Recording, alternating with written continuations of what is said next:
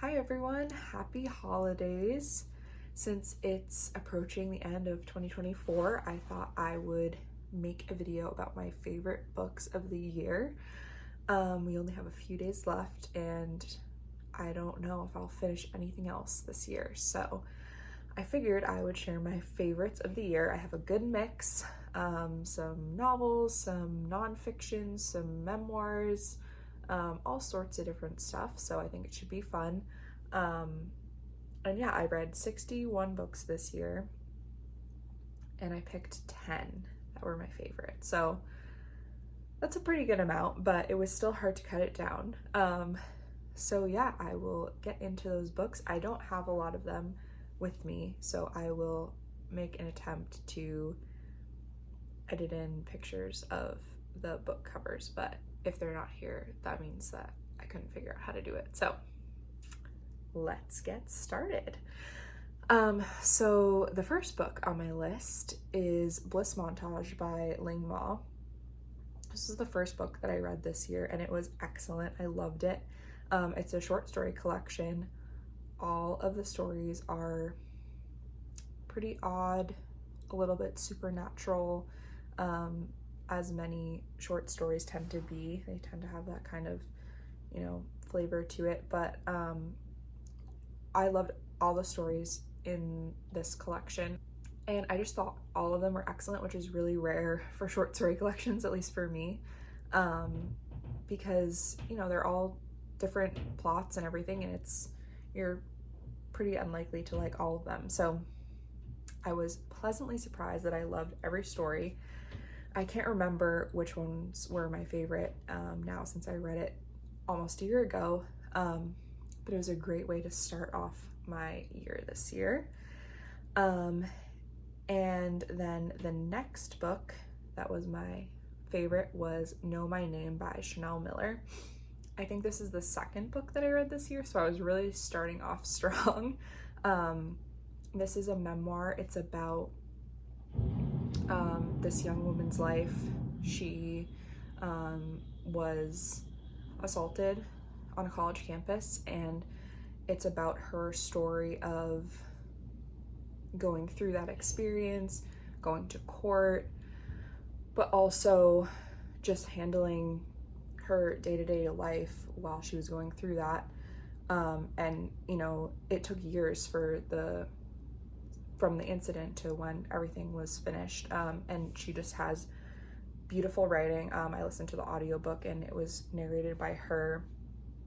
It was really excellent. I highly recommend that book. If you like memoirs, I think everybody should read it. And yeah, I really enjoyed that one, even though it was a tough read. I highly recommend it. My next favorite book was not for a while. I had a few months where I didn't really read anything that stood out to me too much after my good start. But the next one is After Dark by Haruki Murakami. He's one of my favorite authors. I've probably read about half of his books, but in March or April is when I decided that I wanted to try to read a book from every country. Obviously not in 1 year, that's way too many books, but I want to start that challenge, and I was starting over from scratch. Even if I'd read a book from that country before, I'm still gonna read a new one. And that was the first Murakami book that I had read, and it was my first book that I read from Japan, so I decided to reread it since I read it about 5 or 6 years ago. And even though I wouldn't say it's like the best book ever, or like it's his best novel, I just really enjoy it, and it has like a special place in my heart, I think, because of that, since it was my first book of his that I read. It does have a bit of an unsatisfactory ending. You don't really find out exactly what happens, which I know isn't everyone's favorite, and for that reason I don't think it's the best book necessarily, but it's one of my favorite books. And so that's why it's on my list, and the second time I read it, I enjoyed it just as much as the first time, if not more. It's about a young teenager, and she's kind of wandering the streets of Tokyo at night and just walking around and meeting different interesting characters. And during that, her sister is asleep in a coma and something kind of weird is happening. And you never really find out why she's in that state, which is why it's sort of unsatisfactory. But I still really enjoy the book, and I highly recommend it if you're looking for kind of an atmospheric novel. And I thought it was a good introduction to Murakami's writing. So my next one is No Way Down, Life and Death on K2 by Graham Bowley. This one is a nonfiction account by a journalist who is telling the story about an expedition to K2, well, multiple expeditions actually, where 11 people died on the mountain during a terrible storm. So it was people from a bunch of different countries, a bunch of different expeditions, and 11 of them did unfortunately die. So it's definitely a book about disaster and misadventure, worse than misadventure in the mountains. And I really enjoy books like that. And I found this one really, really gripping. I could not put it down. It was fascinating. I mean, deeply disturbing and sad at parts. I mean, obviously it's a horrible tragedy that happened, but it was also really interesting to read about and to read about the different perspectives of people that were on the mountain at the time, what they thought went right and what went wrong. And so it is something like people can learn from these horrible tragedies and hopefully make the sport of mountaineering safer. And it was a really interesting read. I highly recommend that if you liked Into Thin Air. If you've read that, this is very similar kind of vibe, except this journalist wasn't actually there. He just interviewed people. But it was a really interesting read. The next book might be my favorite that I read this year, although it's very hard for me to choose. But that is The Grapes of Wrath by John Steinbeck. This is obviously a very famous classic book about the Great Depression and the Dust Bowl. It's about a family whose farm is being taken over and bought out by commercial farming, and they have to leave and go to California from the Midwest. And it's basically about the family, it's about their journey and all of the treacherous obstacles that they face and the people they meet along the way. But it's also a very, I think, critical book about American capitalism and about just the government in general, especially at the time. And I mean, it's a classic for a reason. It's so well written. I found it like challenging, but not difficult to get through it all. I thought it was very compelling. Was a bit of a slower book for me, but I felt like I could really absorb the story. And then if you read this book, the ending is very shocking. And yeah, I just think it really is an amazing book, and it's well regarded for a reason. And I think if you haven't read it, you definitely should.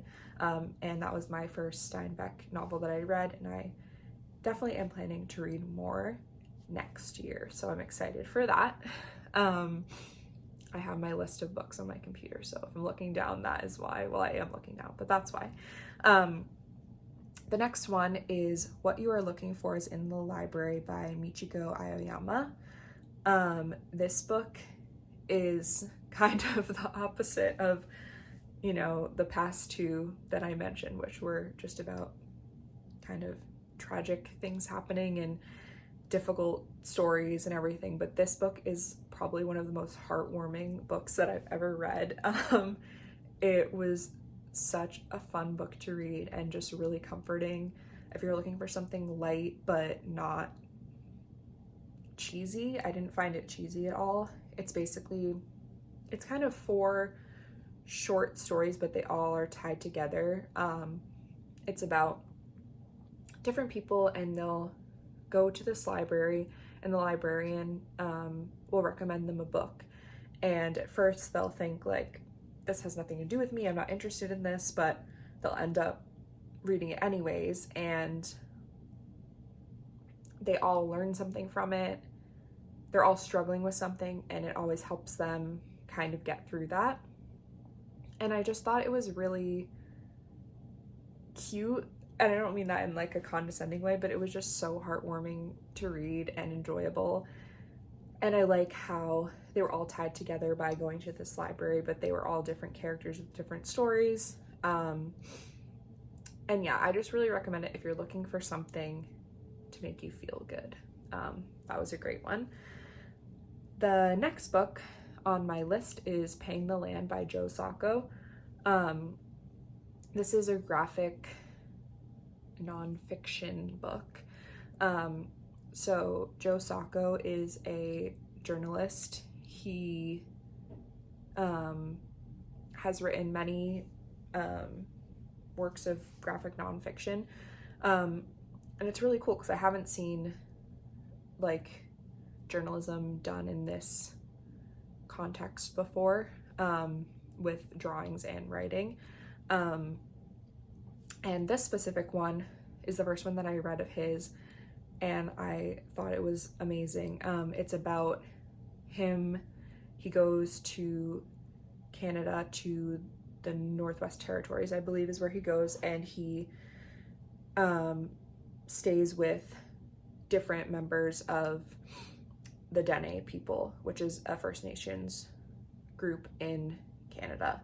And he is there for multiple weeks, and he interviews them about the oil industry, fracking industry in Canada, and how that has affected their land, the people, everything. And he interviews so many different people. You get so many different perspectives. I was surprised to learn that some people want these fossil fuel industries on the land because it gives them jobs, it gives them money. And then obviously some people are very against it because it's led to a lot of issues with alcoholism and loss of their traditional way of life and culture. And so it was really cool to see all the different perspectives that they had. And it also taught a lot about the history of boarding schools in Canada and how a lot of Indigenous people were forced to go to Anglo boarding schools, and a lot of the awful abuse that occurred there. And so I learned so much from this book. I thought it was really, really thoroughly researched and well done. And the drawing style is really cool. I wouldn't say it's like a beautiful style, but it's very expressive. My only critique is that there's definitely a lot of words on the page for a graphic novel or graphic book. But there was just so much good information there, and it was a really interesting book, and I would really recommend it if you're looking to learn more about the fossil fuel industry, about First Nations in Canada. It was a really cool book. Then my next favorite was Roman Stories by Jhumpa Lahiri. And this was, again, a short story collection, and one where I enjoyed every single story in the collection, which is very rare for me. I think these two, this and Bliss Montage, were the first two collections that I've read that I liked every single story. And this book is really interesting because I believe that the author moved to Italy sort of recently, and has learned Italian, and this was her first book written in Italian, and I think she translated it into English herself, maybe with another person, but she is a native English speaker, and she may speak other languages as well, but like she learned Italian more recently and wrote this book in Italian and translated it. So I just thought that was super fascinating, and an interesting choice for her to write in a language that's not, you know, one of her first languages. And so she lives in Rome, the author, but these are all short stories, not about her, but they do center around themes of being an immigrant and being a person who is of a minority ethnicity in Rome. And I thought that the stories were super thought-provoking and interesting, and some of them focused on different themes as well, but they all kind of had to do with family dynamics and friend dynamics and just being in the city. So I think that it was a really good book to read in the summer. Since it was in Rome, it was hot, you know. But I thought all the stories were really well written, and I definitely want to read more from her. That was the first book I had read by her. So I have 2 more. My next one is Dinner for Vampires by Bethany Joy Lenz. I think I had already mentioned this book in a previous video, but it's a memoir of this actress who was on the show One Tree Hill and about her time in a cult. And it was just super fascinating to read about. I enjoy reading about cults. And I listened to the audiobook of this as well, and she had a great voice. She read it herself, and her story was just really interesting. And yeah, I highly recommend it if that's a topic that interests you. And then my final favorite of the year was How Europe Underdeveloped Africa by Walter Rodney. This came out in the 70s, the early 70s, I believe. And it's basically a history of European colonization of Africa and the slave trade, and how that affected African economic and political and social development. No surprise, it was a negative impact. And so Walter Rodney, he is a very famous political historian, and he was assassinated for writing these kind of radical books about encouraging African people to assert independence and, you know, talking negatively about European colonization. So that's kind of the leaning of the book, and it was super interesting. I learned a lot from it. He goes over the history of what civilization was like in Africa before Europeans came, and he shows that they weren't lagging behind like a lot of European and American history textbooks would have us to believe. They were doing just fine until Europeans came and started the slave trade and all of that and colonizing. So it's really interesting, and he makes a lot of excellent points about obviously why this had such a negative impact.